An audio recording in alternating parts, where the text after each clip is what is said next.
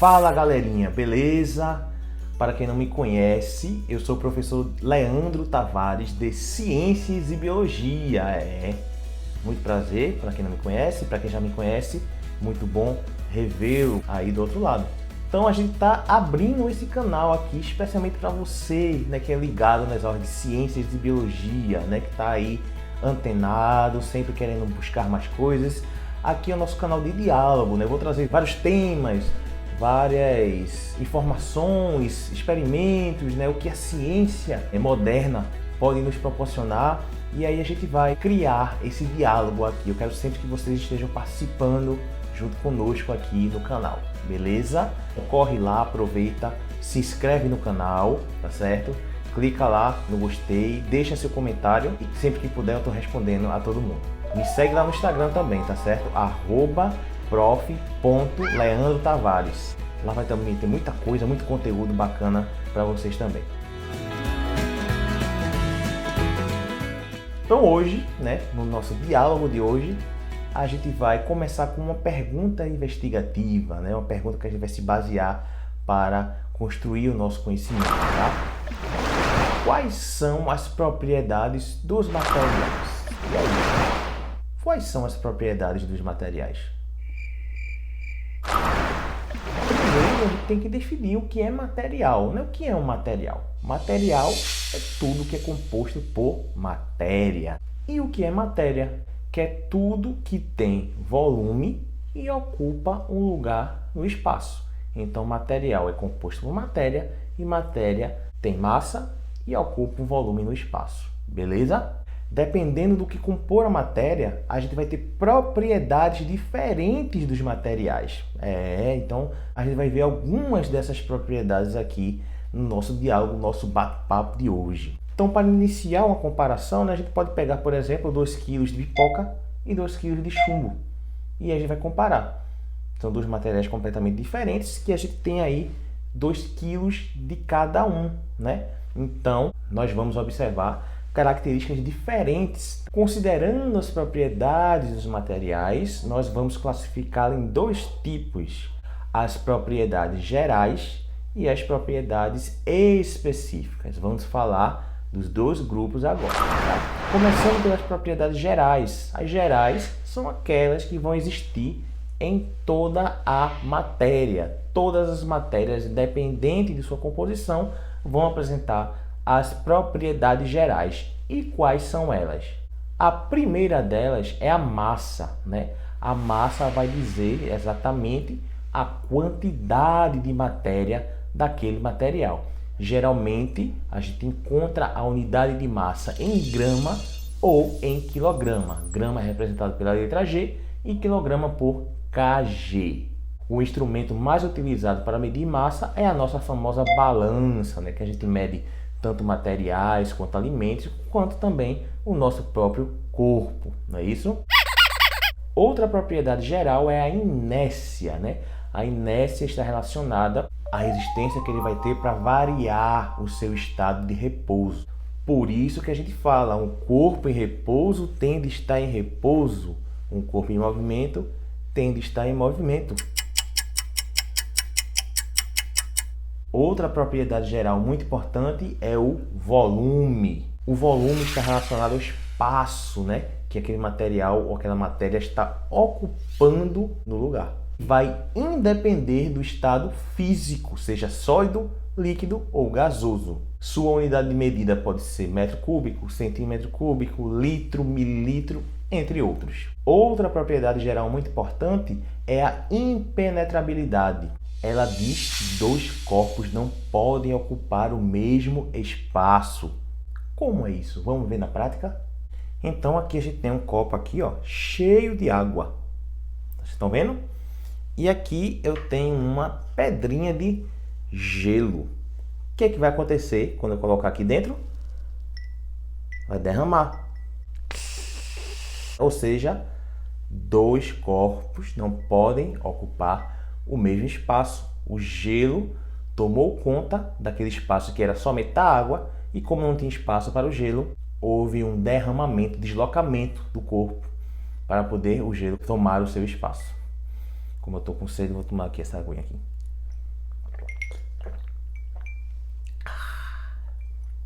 Outra propriedade muito importante é a divisibilidade. Segundo essa propriedade, a matéria pode se dividir em pedaços menores sem fazer com que ela se altere, né? Como, por exemplo, um prato, quando cai ao chão, quebra, né, em pedaços menores, mas a sua constituição não é alterada. Os pedaços menores estão lá, né? Ou seja, ele era um prato inteiro e se partiu em pedaços menores. A gente tem também a compressibilidade, que é muito importante, é a propriedade geral da matéria muito importante, que é a propriedade de redução do volume da matéria. Vamos ver isso na prática novamente. Aqui eu tenho uma seringa, certo? E aqui eu tenho um êmbolo que eu vou puxar para trás e para frente, beleza? Então, observe, eu vou puxar o êmbolo para trás e vou colocar o dedo aqui na ponta, certo? Aqui ficou um ar, não é isso?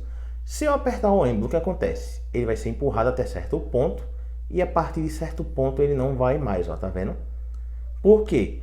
O ar foi comprimido ao máximo aqui e aí ele não consegue passar desse ponto. Mas vocês observaram, vou fazer novamente aqui para vocês verem, que ele, com o dedo já aqui, ó, ele ainda vai, ó, um certo caminho, depois ele não passa mais. Ou seja, o ar fica comprimido ao máximo. O nome dessa propriedade, que diz que a matéria pode se comprimir, é compressibilidade. E observe que quando eu empurro, ó, a seringa volta. Ela vai, quando eu solto o dedo, volta. Vai, quando eu solto o dedo, volta. Né? Deixa eu mostrar aqui para vocês. Vai e volta. Vai e volta. Esse ato de voltar é outra propriedade, a chamada elasticidade, que diz que depois de comprimida, a matéria pode voltar a seu estado inicial.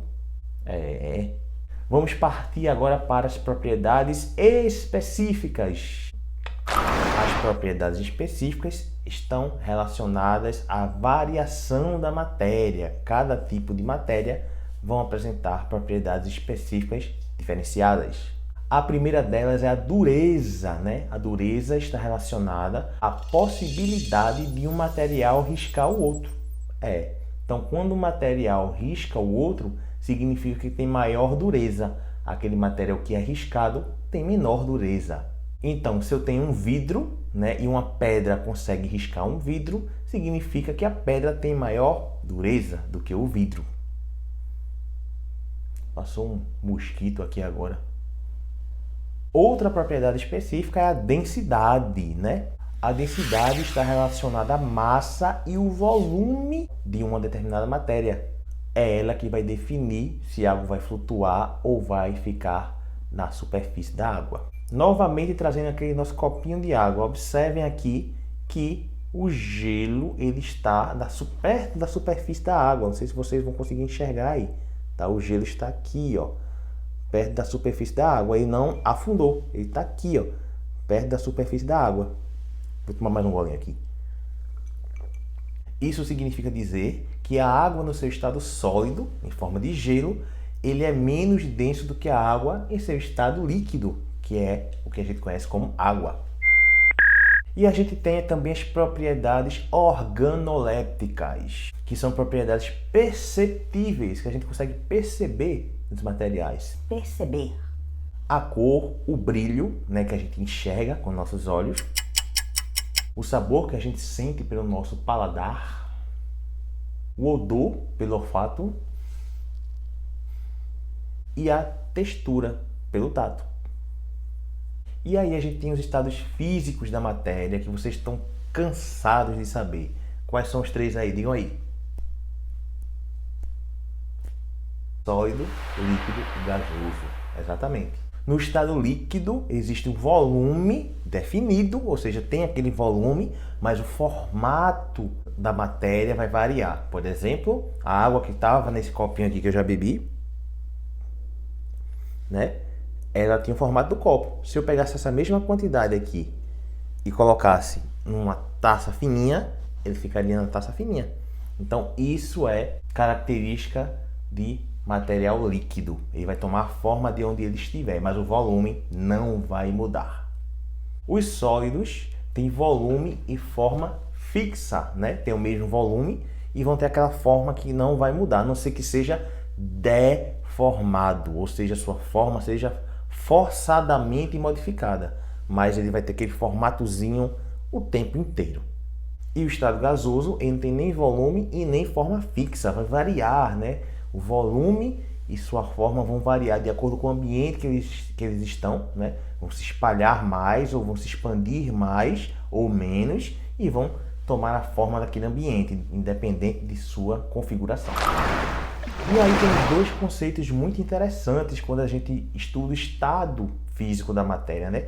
Ponto de fusão e ponto de ebulição, né? O ponto de fusão é aquela temperatura naquele ponto que o estado físico do material ele passa de sólido para líquido, né?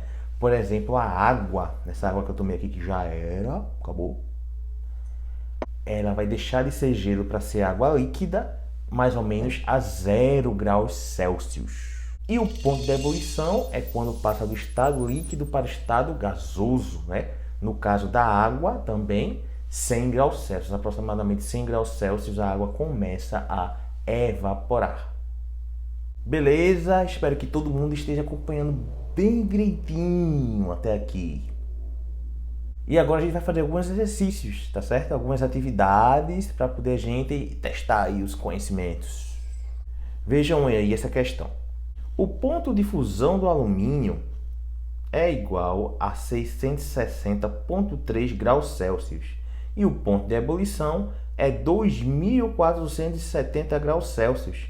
Escreva qual será o estado físico do alumínio nas seguintes temperaturas. Letra A, 10 graus Celsius. Letra B, 34 graus Celsius. Letra C, 680 graus Celsius. Letra D, 1.200 graus Celsius. Letra E, 2.700 graus Celsius, né? Então, vamos lá. Observe que a letra A aí traz 10 graus Celsius, né? Os 10 graus Celsius estão abaixo do ponto de fusão. Lembre-se que o ponto de fusão é aquela temperatura aproximada em que a matéria ela passa do estado sólido para o estado líquido, né? Então, se 10 graus Celsius está abaixo de 660,3, significa dizer que ele ainda está sólido, porque está abaixo do ponto de fusão. Beleza? Letra B, 34 graus Celsius, também está abaixo de 660,3. Sendo assim, também está abaixo do ponto de fusão e está no estado sólido. Letra C, 680 graus Celsius. Observem agora que está acima de 660,3, mas está abaixo do ponto de ebulição, né? O ponto de ebulição é aquele que o estado líquido passa a se tornar gasoso, não é isso? Então está entre o de fusão e a de ebulição, ou seja, ele virou líquido, mas ainda não virou gasoso. Então, letra C, líquido. Letra D, 1.200 graus Celsius, também está depois de 660,3, mas antes de seu ponto de ebulição, 2.470. Então, também está no estado líquido. E a letra E, a gente tem 2.700 graus Celsius, está acima do ponto de ebulição, olha aí, que é 2.470 graus Celsius. Então, é gasoso. Beleza? Novo zerado. Vamos para a próxima. Olha aí. A dureza de cada material varia conforme sua resistência ao ser riscado por outro material. Veja o quadro a seguir que indica a dureza de vários minerais, a chamada escala de Mohs. Então, olha aí, a gente tem as durezas, né? E o nome do material, né? E tem uma setinha dizendo, né? Para cima, quanto mais para cima, o material é considerado mais duro, tem maior dureza, né? Beca, da turma da Eleva, perdeu seus óculos. Quando os encontrou, percebeu que as lentes estavam riscadas, o que dificultou sua visão. Com base no quadro anterior, quais materiais poderiam ser responsáveis pelos riscos? Dado importante, o vidro possui dureza equivalente a 5,5 da escala Mohs. Então, né, é só a gente ver, né? Lembrando que a propriedade de dureza está relacionado a riscar outro material. Aquele que é mais duro risca o que é menos duro. Se a gente tem um vidro aí 5.5, então tudo que for acima de 5.5 risca o vidro. Então, quem é que tem aí acima de 5.5? Primeiramente o 10, o que tem dureza 10, o diamante, né? É maior do que 5.5. O coríndon, ele tem 9, então está acima de 5.5 também. O topázio, ele tem 8, também está acima de 5.5. O quartzo, 7, acima de 5.5. O ortoclásio, 6, está acima de 5.5. Quando a gente chega na apatita, já está em 5. Então, significa que 5 é menor que 5.5, né? É menor que o do vidro, então não risca. Então, quem vai riscar é quem está acima de 5.5. Quem está aí? Ortoclásio, quartzo, topázio, coríndon e diamante. São esses que vão riscar, beleza? Até agora tranquilo demais, muita moleza. Vamos para a próxima. Quais são os principais estados físicos da matéria e quais as principais características de cada um quanto à forma e ao volume? Então a gente tem aí os estados físicos, né, que vocês já sabem desde quando vocês estavam na barriga da mamãe. Sólido, líquido e gasoso, né? Os sólidos, eles vão ter volume e forma fixos. Os líquidos, volume definido, mas forma variável. E os gasosos, volume e forma variáveis. Só para lembrar o que a gente já viu hoje, né? Só relembrando aí o que a gente já assistiu aí no vídeo. Vamos para a próxima. Olha daí. Defina ponto de fusão e de ebulição. Ponto de fusão, minha gente, como a gente já viu, é a temperatura que a substância vai passar do estado sólido para o estado líquido. Isso é o fusão, e a temperatura é o ponto de fusão. O ponto de ebulição é a temperatura em que a substância vai passar do estado líquido para o gasoso, né? Ambos vão ocorrer em função de quê? Temperatura e pressão específica, né? Então, tem dois modos de se alterar os estados físicos, né? Tanto por temperatura como por pressão específica. Então agora a gente fica por aqui, vamos parando um pouquinho, né, que já foi muita informação. E aí no próximo vídeo a gente vai continuar com mais perguntas investigativas, com mais conteúdo, com experimentos. Não deixe de seguir o canal, não deixe de me seguir no Instagram mais uma vez, @prof.leandrotavares. Ativa o sininho aí, dá o joinha e comentem aí no vídeo que a gente vai trocando muitas informações. Beleza, galera? Valeu demais. Tchau, tchau.